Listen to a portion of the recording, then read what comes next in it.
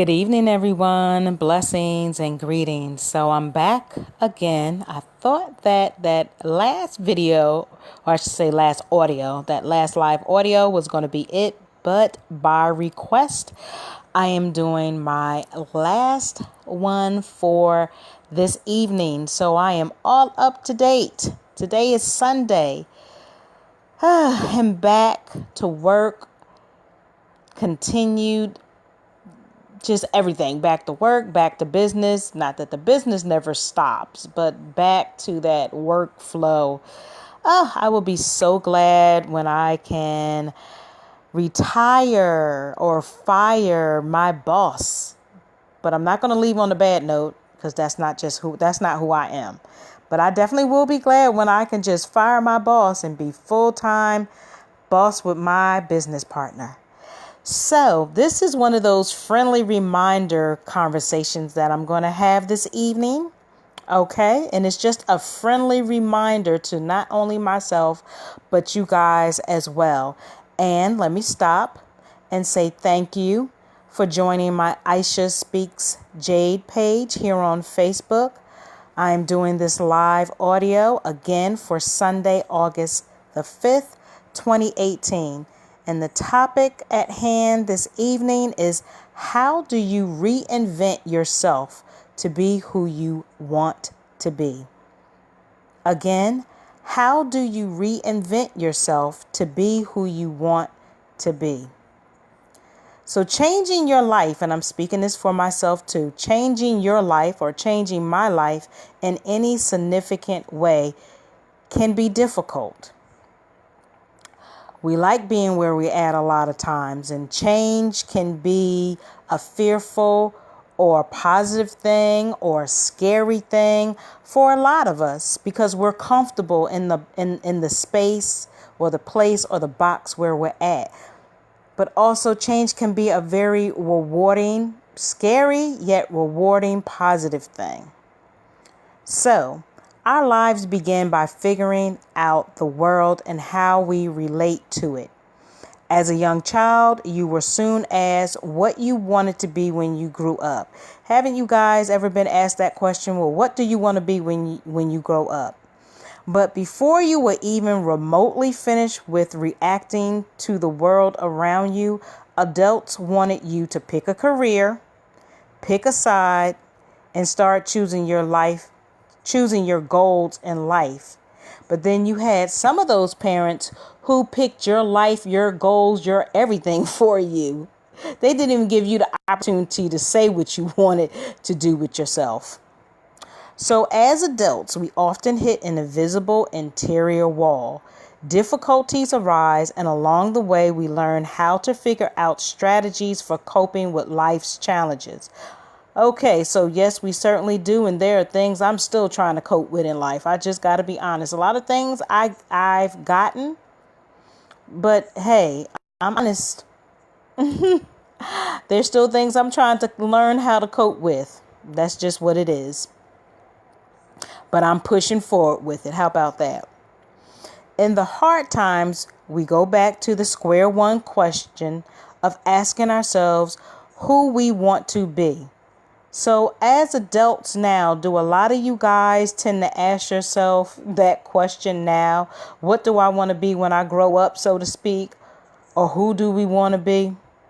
We wonder if we can refresh the screen of our surroundings or reboot the operating system of our mind. Every person around the world has hopes, dreams, and aspirations. Whether you grow up eating with a golden spoon or a wooden spoon.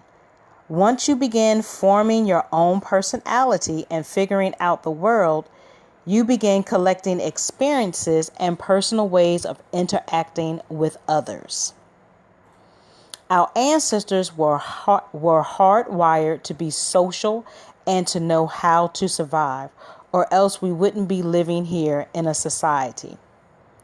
To a greater or lesser degree, each of us is our own social experiment.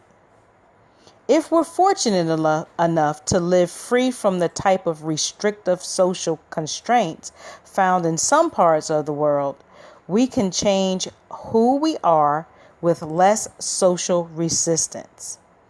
In Western societies, we have the most relative freedom, and we live in a world of larger social spheres, wider possibilities, and shifting perspectives. Many of our daily social interactions are of our own choosing. Choosing your life in any significant way is difficult, like I stated a few minutes ago. It is. You can't do it overnight. So for you guys that think that you can do it overnight, reality, you can't. Unless you are lucky. And since I don't believe in luck, I just don't believe that things can be changed right overnight. You know, we are not Dorothy with the Wizard of Oz clicking our heels, batting our eyes like I dream a genie and think all this is just going to happen overnight, whatever we wish or whatever we want. You have to work hard. You have to work for it. And you're going to have to work hard for it a lot of times. Do you want to get healthier? Have a better position at a job, start your own business, become this great artist, create this product that nobody else has invented, or become the person you've always felt like you were meant to be. It could be whatever it is. Prepare to stick with not one, but multiple processes. In our overly self-aware postmodern world, we are sometimes forced to think like a 3D chess master, always seeing our potential careers, relationships, and social situations several steps ahead. We live in a society that celebrates big, splashy victories, while always reminding us of the perils of too much success. So I wonder, does anybody feel that there's too much success? I don't know. Answer that question. If you feel comfortable with it, I would love to hear your feedback. Is there such a thing as too much success? So extreme success can remove you from your community and family just as much as extreme poverty and failure. What do you think about that, guys? I asked, do you think there's a such thing as too much success? But following after that, I'll repeat again. It says, extreme success can remove you from your community and family just as much as extreme poverty and failure.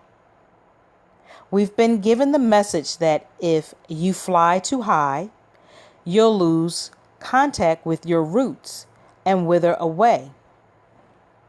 On the other side of the coin, people do reinvent their lives, often in surprising ways.